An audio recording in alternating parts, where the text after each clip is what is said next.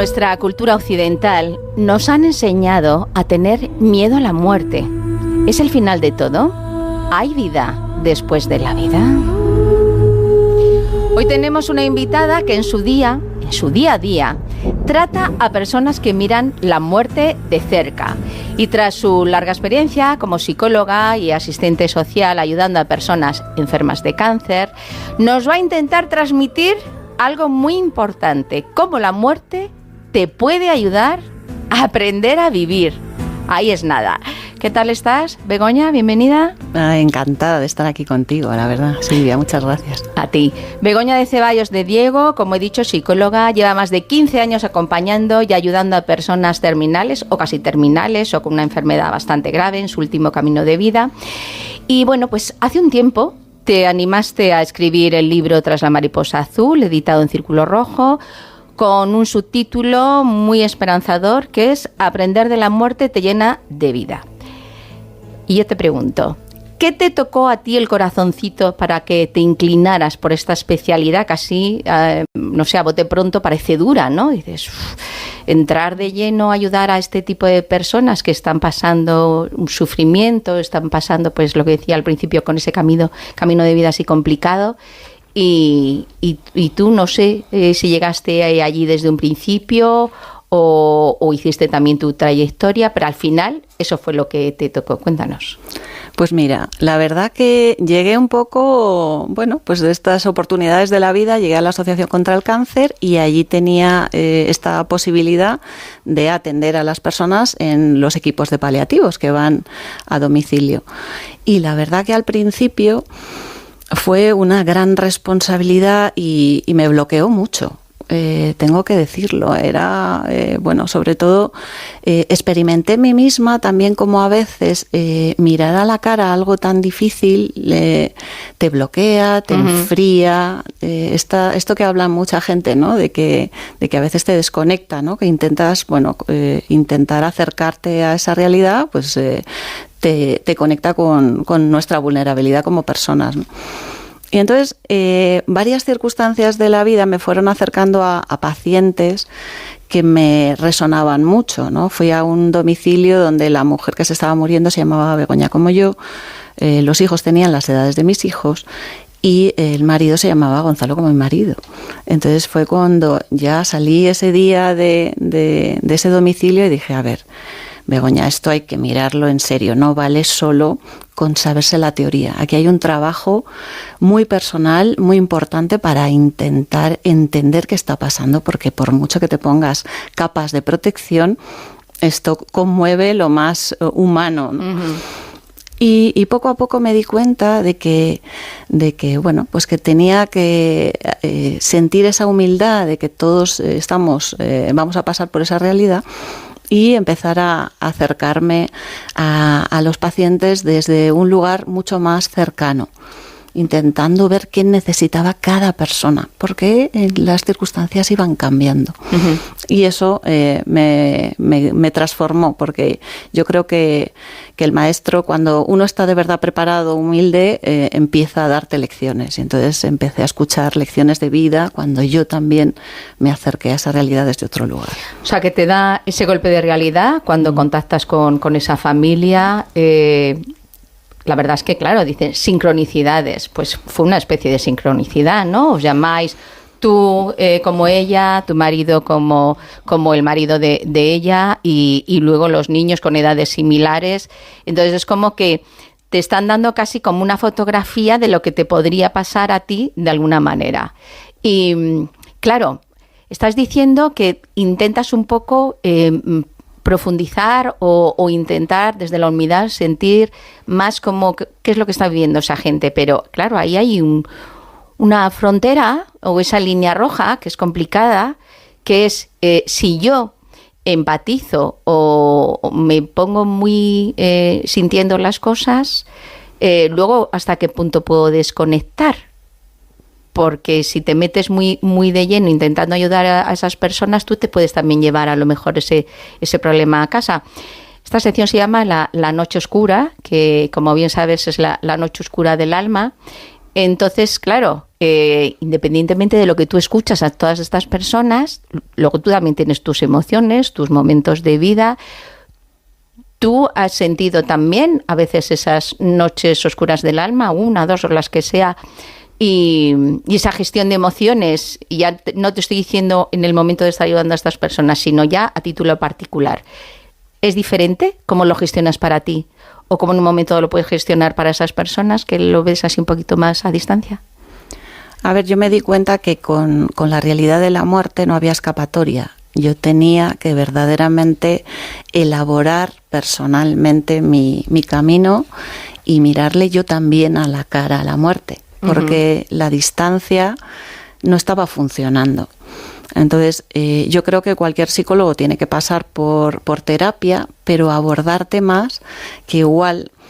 Bueno, cada uno tiene sus heridas, sus traumas, y yo eso ya lo había trabajado. De hecho, mi primer sueldo lo enfoqué a una terapia, pero es verdad que no me había parado a ver esta realidad de cerca, porque vivimos en una sociedad donde realmente eso no se mira. Entonces, hasta que yo no empecé también a decir, bueno, es que yo también me podría morir, es que... Y además me lo hizo saber otro paciente cuando un día fui a verle. Y me dijo, yo no sabía muy bien cuál era su pronóstico, y él me miraba así y me dice, ¿qué me estás queriendo preguntar, Begoña? ¿Que si sé que me voy a morir? Sí, sé que me voy a morir, pero la suerte que yo tengo es que a mí me han avisado, a ti no. Entonces, todas estas realidades de encuentros con las personas que me iban interpelando a decir, no, míralo tú. Si quieres de verdad bajar al pozo de alguien que está sufriendo, tienes que sentir que esto es una realidad para todos. Y eso es lo que a mí me cambió la mirada. Uh-huh. Entonces, ¿llegaste tú a hacer un poco eso que estás haciendo, ese trabajo de mirar a la muerte, o cómo te sentirías en momentos similares a los que estaban sintiendo ellos? Creo que a la persona que hace referencias a Melquiades, no sé si es Melquiades o es otra persona, y claro, esas personas que a lo mejor en un momento dado o tú vas a su casa o se acercan a tu consulta, ¿qué pueden tener? ¿Más miedo a la muerte? ¿O pueden tener incluso más miedo a cómo han vivido su vida? Pues yo creo que me parece una pregunta buenísima, porque yo creo que está entrelazado. Esto es lo que me han enseñado, ¿no? Aquellas personas que he visto que están satisfechas con lo que han vivido, con lo que han experimentado y lo que han dejado, y le han dado un sentido a su vida, lo han creado ese sentido, la manera de irse es distinta. Ajá. Y eso es lo que a mí me parece importante hablar, y por eso me parece precioso que estemos hablando de esto, aunque sea un tema duro, ¿no? Porque creo que eso hace que una persona pueda acercarse a una realidad tan difícil de otra forma. Y eso lo he experimentado con personas que incluso necesitan menos medicación para el dolor, que eso es algo que veíamos en paliativos, y a mí esto me impresionaba mucho, ¿no? Yo le comentaba a la doctora, digo, ¿y esta persona no necesita tanta medicación? Me dice, no. Digo, ¿y eso es la aceptación? Me dice, pues parece, ¿no?, por lo que estamos viendo. Uh-huh. Con lo cual hasta ese nivel afecta que una persona que realmente, bueno, pues ha tenido... Por eso yo creo que hay que tener presente la muerte. Porque lo que sí que he visto es que hay muchas veces que si lo dejamos estos planteamientos para el último día o para los últimos meses, la angustia nos puede. Pero por eso a mí ellos me han enseñado tanto. Yo siempre digo que son mis mayores maestros. O sea, si ellos me hacían este espejo y me recordaban, oye, que también puede ser tu último año, ¿no? Yo digo que ellos han jugado conmigo a un juego que yo le llamo el juego del despertador, que es como si fuera ya cada año tu último año, y te atreves a vivir de otra manera sin la angustia de que sea una realidad, es verdad, es un como sí, pero eso es realmente un estímulo para dejar la huella que todos hemos venido a dejar, ¿no? Porque yo lo que he visto es que tenemos todos una profundidad enorme, y me da igual lo que hayamos estudiado, donde hayamos vivido, lo que haya pasado. Claro, porque en esa experiencia, en ese camino que estás haciendo, hay gente que realmente al final fallece, pero a lo mejor es como una oportunidad que te está dando también la vida, que igual tú estás pensando que al final no te vas a recuperar, no lo vas a superar, pero si lo superas, y resulta que ahí es como que, no sé, por tu experiencia, cambian su forma de percibir lo que es la vida. cambian incluso su estilo de vida, porque no estamos hablando del que ya es como que se queda más tranquilo, más en paz, o lo que he hecho, estoy conforme con lo que he hecho, que eso sería lo ideal, que era lo que estabas mencionando tú, cuando alguien sabe que ya no le quedan más oportunidades, y es como que hace su balance, ¿no? Que es como ese balance que no el balance este de las experiencias cercanas a la muerte, que ya boom y haces ese balance rápido, sino un balance más sereno, que estás tú como haciendo tu propio análisis, y eso te da tu debe, tu haber, ¿no? Viendo ahí un poco cómo vas. Pero claro, las personas que en ese camino, que no saben muy bien si al final van a conseguir recuperarse o no, si tienen la oportunidad, ¿la aprovechan en la mayoría de los casos, o siguen haciendo la vida de siempre como si no hubiese pasado nada? Porque es una segunda oportunidad que te están dando. Muchas veces dices, no, es que he vuelto a nacer. Sí, efectivamente, hay mucha gente que elige ese camino y hay gente que no, como en todo en la vida, ¿no? Pero la oportunidad está, que eso es lo precioso, porque por eso yo creo que tiene una dimensión, la enfermedad, que tiene una dimensión espiritual en el sentido de planteamiento de vida, de estoy viviendo la vida que quiero vivir, y eso es una invitación a que te atrevas a vivir lo que eres y lo que quieres transmitir. Entonces, sí es verdad que era impresionante ver cómo a raíz de una enfermedad, por ejemplo, como el cáncer, que lo ha acompañado mucho, la gente decía, a raíz del cáncer me atrevo a dejar una pareja que me hace daño, a raíz del cáncer me atrevo a montar el negocio de mis sueños, o a raíz del cáncer he escrito este libro con las enseñanzas de vida. O sea, sí que es verdad, por eso a mí me llamaba tanto la atención, porque me parecía que era como una invitación a crear en el sentido cotidiano de la vida también, no necesariamente hacer algo extraordinario, pero sí a sentir que creas la vida que quieres vivir. Y esto es apasionante y es muy importante, porque vivimos muy anestesiados, ¿no? Entonces, la enfermedad es una oportunidad para crear. Uh-huh. Y eso es lo que me impresionó total, porque yo no pensaba que algo tan duro nos pudiera servir para sacar lo que somos en la vida, ¿no? Y es precioso. Sí, es como que te da una lección. Y claro, en ese tránsito que estás haciendo, hay veces que también se quedan muy, muy tocados los familiares, las personas que están a tu lado. Y de hecho, depende también de cómo se gestiona ese duelo, puede dejar unas heridas que te pueden dejar marcado, ¿no? Me refiero un fallecimiento del padre o la madre, incluso hasta, yo qué sé, un abuelo, que a lo mejor así en principio pues parece que no te pueda repercutir tanto, o de un hijo, que ahí es como que se te queda todo como arenas movedizas. Y claro, ese duelo depende de la persona, le gusta normalizarlo más, hablarlo o callarlo, y todo eso al final afecta. Si respetamos a cada uno, esa comunicación a lo mejor crea un conflicto porque uno quiere hablar, el otro no quiere hablarlo, y al final pues no se soluciona nada. ¿Ayudáis también en ese tipo de procesos cuando una vez esa persona por circunstancias ya no está, a las familias para que intenten un poco recuperar el ritmo de su vida? Sí, el trabajo se hace a lo largo de todo el proceso. Yo lo que me he dado cuenta es que si acompañas en el proceso de la enfermedad, luego el duelo se elabora de otra manera. Porque es verdad que lo que genera duelo patológico, al final el duelo es una adaptación natural. El ser humano sabe adaptarse a los cambios, a no ser que sean duelos traumáticos, quiero decir que son, pues como decías, de un hijo, o realmente cuando es algo tan urgente, tan de sorpresa, que el cuerpo se queda muy descolocado, ¿no? Y tu sistema nervioso se queda en un estado, ¿no?, de shock, que realmente cuesta muchísimo trabajar eso, y bueno, hay que trabajarlo psicológicamente también. Pero es verdad que cuando la persona se sabe que ha hecho lo que podía, ¿no?, en el proceso, el duelo es mucho más suave, dentro de que efectivamente perder a alguien que quieres siempre desgarra, ¿no? Pero sí, claro, el trabajo tiene que ver sobre todo con el respeto. Lo que pasa que lo que sí que vemos nosotros los psicólogos es que esta sociedad nuestra tiende a tapar lo que sentimos. Y esto, cuando uno está sufriendo un duelo, le hace sentir muy solo.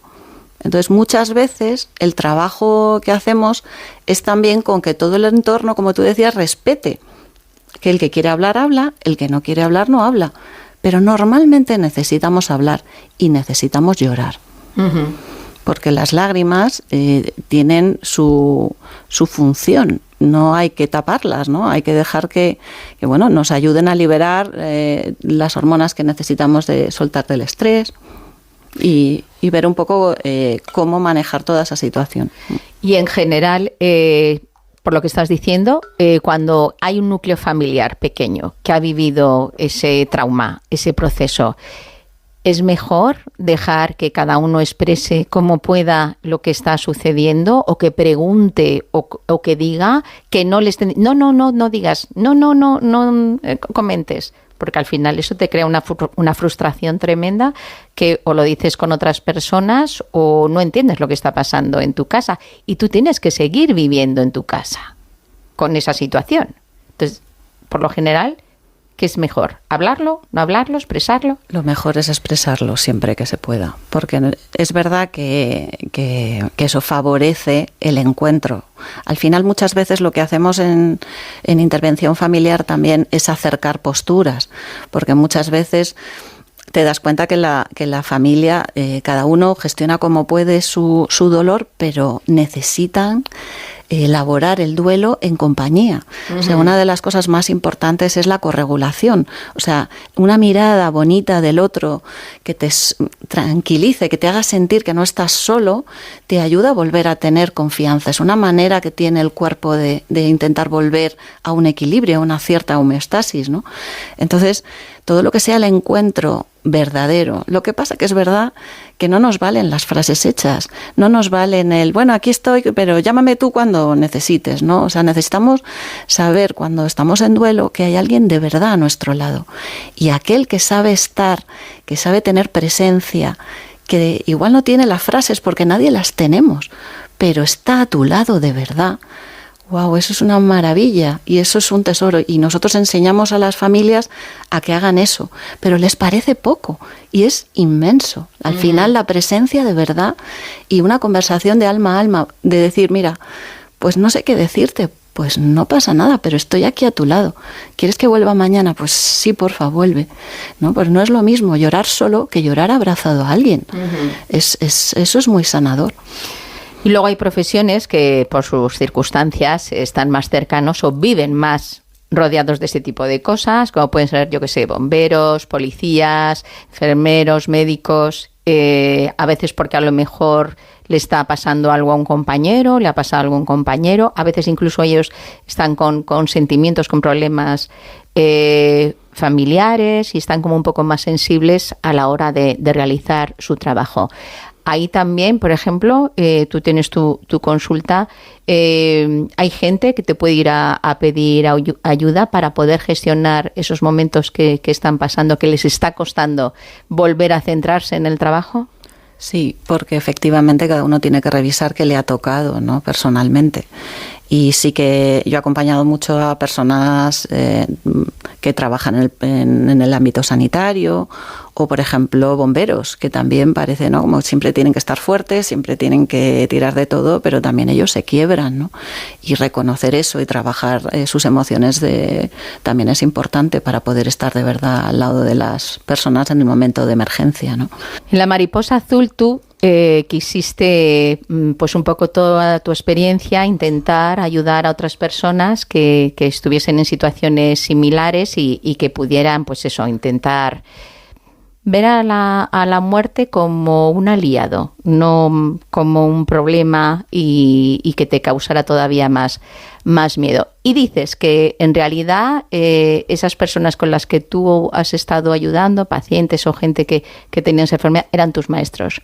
Y yo quiero que compartas con nosotros qué es lo que te enseñaron a ti, aunque ya has dicho alguna cosa, esa lección de vida tan importante, porque muchas veces tenemos tanto miedo a vivir que hasta que no vemos que nos podemos quedar ya sin vida, cuando nos entran las prisas y es que queremos hacerlo todo, y antes Es como que, bueno, no, esto ya lo haré, no, me da miedo, no, a ver si va a ser un problema. ¿Qué te enseñaron ellos? Pues me enseñaron infinidad de cosas, pero hay una que a mí me ayuda infinitamente.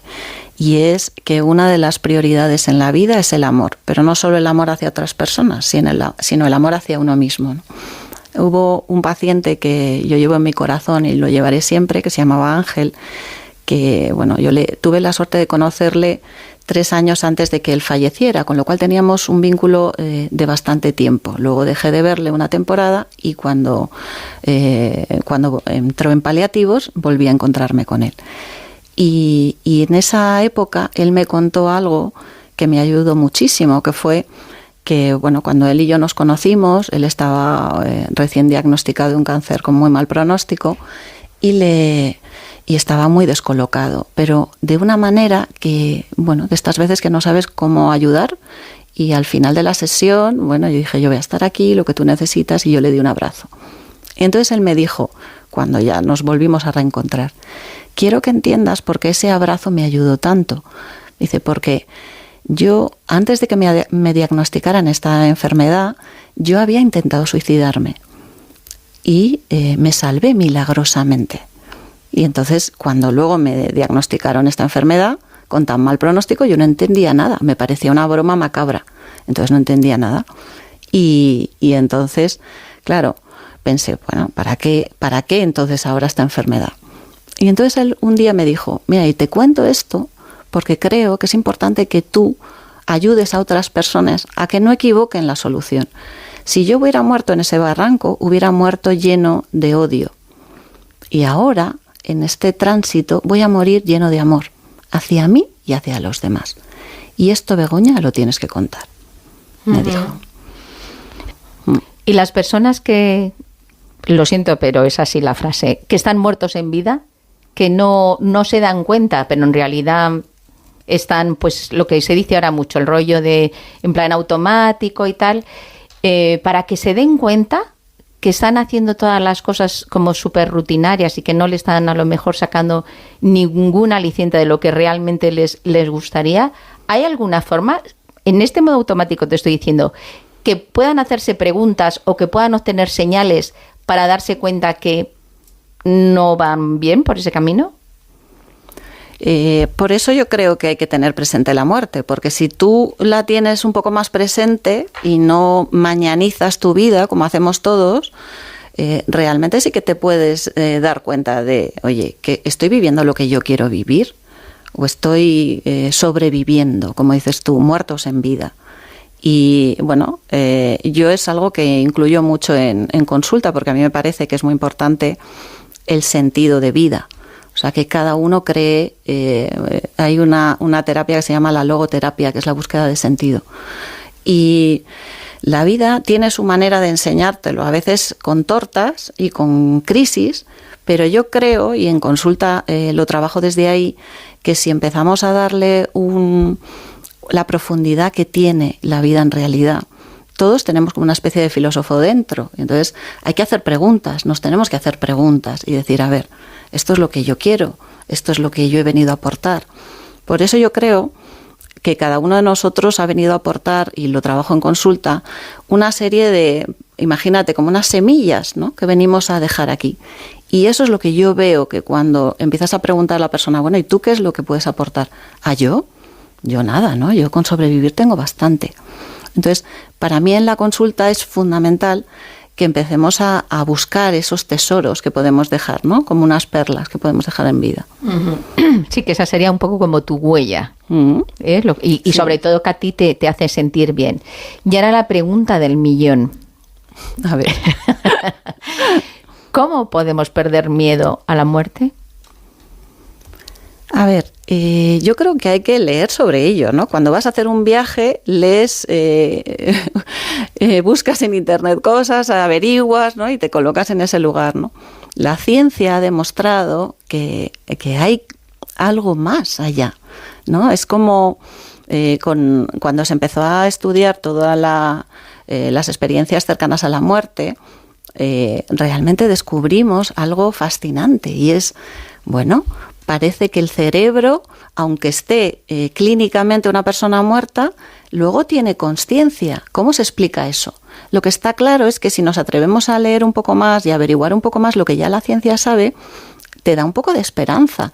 Yo no digo que tengamos todas las respuestas, pero abrir un poco la mente a eso, leer un poco sobre ello, vamos a ver que sí que hay ciencia que respalda, que bueno, hay algo más ahí detrás. ¿Qué será? Pues ya iremos viendo, ¿no? Pero abrir la mente al tema también te acerca a realidades muy fascinantes. Así que yo invito a que leamos sobre la muerte. Sí, todo lo que es información es bueno, y tener la mente abierta también, y escuchar a personas que saben y que han tenido experiencias también. Tú, de hecho, comentas en el libro alguna experiencia cercana a la muerte y a ti te han comentado. Hay polémica, unos dicen que realmente pues es algo, como que hay una especie de prueba de que hay algo más allá de la vida, y otros dicen que en realidad es un poco el cerebro que hace ahí su película o lo que sea. Y de hecho hay personas que tienen experiencias cercanas a la muerte muy placenteras, que les da ese reset, ¿no? De decir, pues mira, voy a hacer esto con mi vida, o incluso que una cosa que no hayan pensado es como que les dejan ahí un mensaje, y otros que no, que realmente en esa experiencia cercana a la muerte incluso lo pasan realmente mal. Aquí me voy a poner en una pregunta un poco más personal hacia ti. ¿Tú qué intuyes? ¿Tú crees que podría haber vida después de la muerte? Pues dejar nuestro cuerpo aquí, que se medio pudra, pero que haya otra cosa. Yo creo que sí, pero te digo que sí porque es verdad que cuando te acercas a esta realidad empiezan a contarte experiencias muy especiales, ¿no? Hay gente que te va contando casi como si fuera un confesionario, ¿no? Te van contando, mira, me pasó esto, mira qué curioso, de repente sucede esto. Entonces, bueno, son cosas curiosas que te hacen ver que hay algo más allá, ¿no? Por ejemplo, yo tuve una experiencia muy bonita con una paciente que bueno, me contó que ella había tenido una vivencia muy especial porque estaba en su casa, había fallecido su padre y de repente del armario, de la estantería, se cayó un libro. Y ese libro que se cayó precisamente era el libro que su padre le había dicho muchísimas veces que leyera y nunca había leído. Y bueno, pues son cosas, son curiosidades, yo no lo sé, pero son tantas las que me cuentan que realmente a mí me hace, bueno, intuir que el mundo invisible también está ahí y que bueno, tenemos que confiar en algo más allá. Dicen que el universo a veces habla con esas sincronicidades, que es lo que acabas tú de comentar, que a veces pues surge algo y que tú incluso ni tienes en mente y es como que te despierta y dices, ostras, me está diciendo algo, me está comentando algo, me quiere comentar algo. Son cosas curiosas, desde luego pasan mucho, sí, ¿no? Así que bueno, sí. Empecemos, yo quiero que las investiguen, porque la ciencia irá llegando y nos irá contando cosas. De todas formas, yo creo que aquí nos está quedando un mensaje de vida muy importante y es, no nos esperemos a estar mal, no nos esperemos a estar independientemente de que al final lo que tenemos claro cuando nacemos todos es que algún día vamos a morir. Eso está clarísimo. Entonces, si tenemos la oportunidad de hacer ese tránsito, ese camino, de alguna forma que nos haga estar bien, ¿no? Y sentirnos más o menos con bienestar, en paz, más felices, ¿hay que hacerlo? ¿No hay que hacerlo? ¿Tú qué consejo darías, Begoña? Pues yo daría un consejo y es que cada uno se revise y mire a ver cuáles son sus sueños del alma. Yo distingo entre sueños del alma y sueños del ego. Un sueño del ego puede ser ir a las Maldivas, que todos lo tenemos, pero que realmente cuando tú te estés a punto de ir de este mundo no vas a decir, qué bien que fui a las Maldivas, sino que vas a decir, tuve aquella conversación con esa persona o hice aquello que creo que he dejado este legado de esta manera, ¿no? Entonces, para mí, la invitación para estar preparados para que si nos vamos de este mundo no sea tan desgarrador, sea que actualicemos nuestra vida. Digamos a aquellas personas lo que necesitamos decir. No dejemos los temas pendientes que tenemos pendientes. Pues todos tenemos algún conflicto con alguien y que si lo tratas de actualizar, pues te ayudará también a irte con más paz. Y sobre todo miremos a ver cuál es nuestra singularidad, porque cada uno de nosotros hemos venido a aportar algo diferente. Y si no lo hacemos, nadie lo va a hacer por nosotros. Y eso, de verdad, genera mucha paz. Entender qué es lo que hemos venido a hacer. Y yo te quiero agradecer porque yo he venido a intentar quitar algo de miedo a la muerte y hoy me estás dando esa oportunidad. Así que gracias. Bueno, pues estamos todos agradecidos y contentos porque es una oportunidad, primero, para intentar tener las cosas más claras y, sobre todo, pues para hacernos preguntas y reflexionar, que al fin y al cabo la cosa va de esto. Si alguien quiere contactar contigo, ¿cómo pueden? Pues yo tengo una consulta que se llama Salud en Espiral y tengo una cuenta en Instagram que se llama @begona_de_ceballos, para que el que me quiera seguir, porque me gusta mucho compartir cosas que me inspiran, porque creo que es importante también estar ahí en ese punto de inspiración. Y además creo que tienes muchos seguidores. Bueno, ha sido un placer, Begoña, cariño, compartir este ratito de vida contigo, que espero que se vuelva a repetir muchas veces aquí o en otros lugares. Ojalá, un placer. Muchísimas gracias. Bueno, como dice nuestra invitada Begoña de Ceballos, en su libro La mariposa azul, editado por Círculo Rojo, no esperes a que te digan que te estás muriendo para empezar a vivir. Aprender a vivir y a ser feliz. Y a Begoña le gusta mucho la poesía. Y yo quiero cerrar con una frase que incluye también en este libro. A veces la vida nos detiene los pies, solo para que descubramos y usemos nuestras alas.